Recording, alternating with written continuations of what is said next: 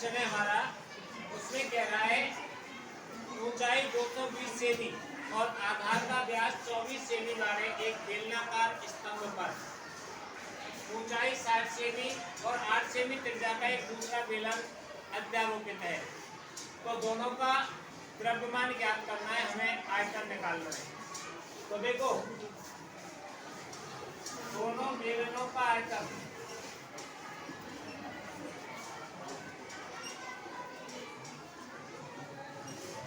दोनों बेलनों का आयतन या बेलन के आयतन का सूत्र लगा देंगे।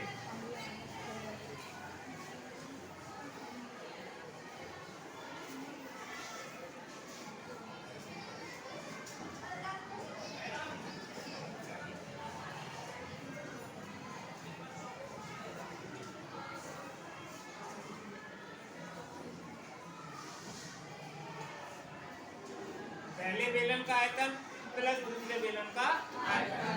अब यहाँ बेलन के आयतन का सूत्र लगा देंगे। बेलन का आयतन होता है पाई आर वन का स्क्वायर और एच। देखो हमने इसके लिए कैपिटल एच लिखा है और इसको R1, तो यहाँ हमने कैपिटल एच और R1 का स्क्वायर प्लस पाई R2 का स्क्वायर और एच। इसको हमने देखो एच छोटे एच से दर्शाई इसकी ऊंचाई और इसको R2 से, तो हमने यहाँ R2 और H। पाई दोनों में समान है तो हमने इसमें से पाई कॉमन ले लिया। R1 का स्क्वायर कितना था 12, 12 into 12, H 220 plus pi common में आ गया। R2 का स्क्वायर, R2 हमारे पास 8 इंटू 8 इंटू और ऊंचाई इसकी है 60। अब पाई का मान हमें लेना है 3.14। 12 का गुणा 12 से किया तो 144 गुणा 220 प्लस 8 का गुणा 8 से किया तो 864 इंटू 60। अब यहाँ 3.14 इस जीरो की जीरो 22 चौक 88 को 8 को हाथ से लगी 8, 22 चौक 88 और 8 96 हाथ से लगी 9, 22 से कम 22 और 9 31 प्लस इस जीरो की जीरो रख दी हमने। 6 चौक 24 को 4 को हाथ से लगी 2, 6 छंगा 36 और 2 38। अब इन दोनों को जोड़ दिया हमने 3.14 इंटू 0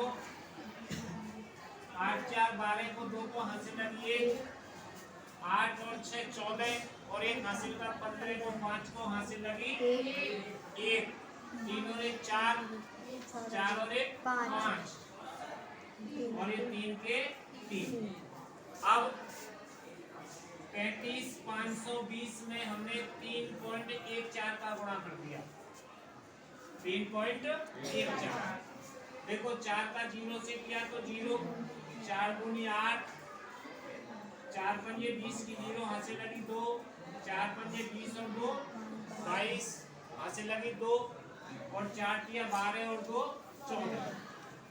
1 से किया तो 0 2 5 5 3, फिर 3 से किया तो 0, 3 दूनी 6, 3 पंजे 15, 3 पंजे 15 और 1 16, 1 हासिल 3 किया 9 और 1 10, 0 8 2 5 और 2 7 और 6 13, 5 और 5 10 और 5 15, 2 और 3 5 और 6 11।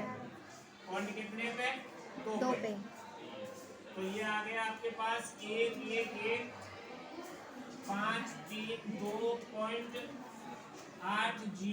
घन सेमी। ये तो उसका आ गया आयतन। क्या आ गया? अब उसने पूछा है हमसे द्रव्यमान।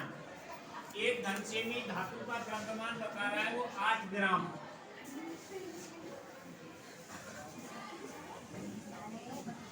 अब यहाँ द्रव्यमान लिखने के लिए क्या लिखेंगे, चूंकि एक घन सेमी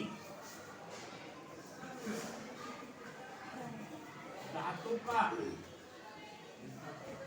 द्रव्यमान है बराबर 8 ग्राम, तो हमारे पास कितने घन सेमी है, इसलिए 1,11,532.8 घन सेमी धातु का द्रव्यमान होगा। अब देखो आयतन अधिक है तो द्रव्यमान भी अधिक होगा, तो इसमें 8 का गुणा कर देंगे, 132.8 गुणा 8, 111,532.8 में 8 का गुणा कर देंगे। तो देखो 8/64 को 4 को हासिल कितनी लगी, 6, 8/64 को 4 को हासिल लगी 6, 8 दूनी 16 और 6 22 को 2 को हासिल लगी 2, और 8 तिया 24 और 2 26 हासिल लगी 2, 8 5 40 और 2 42 हासिल कितनी लगी 4, 8 एकम 8 और 4 12 हासिल कितनी लगी 1, 8 एकम 8 और 1 9 और 8 एकम 8। ये तो आ गए ग्राम। अब 1 किलो में 1000 ग्राम होते हैं, 1 किलो में 1000 ग्राम, 1000 का भाग दे देंगे तो 3 संख्या आगे बढ़ा देंगे पॉइंट को, 8 9 2 2 6 2 4। देखो एक संख्या पे पॉइंट था पहले, अब 3 संख्या आगे बढ़ा देंगे इसको, तो क्या आ जाएगा ये बराबर 892.262 किलोग्राम।